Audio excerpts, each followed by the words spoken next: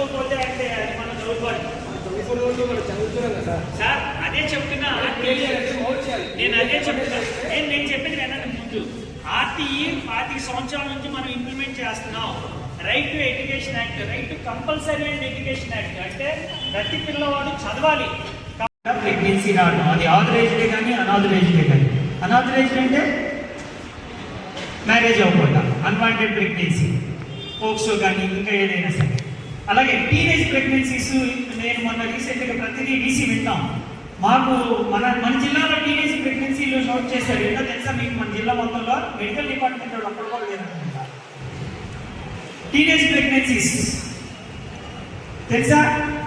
అంటే 18 సంవత్సరాలలోపు పెళ్లి కాకుండా ప్రెగ్నెన్సీ వచ్చినా, పెళ్ళి అయినా సరే సమ్మతి లేకోకుండా పెళ్లి చేసి.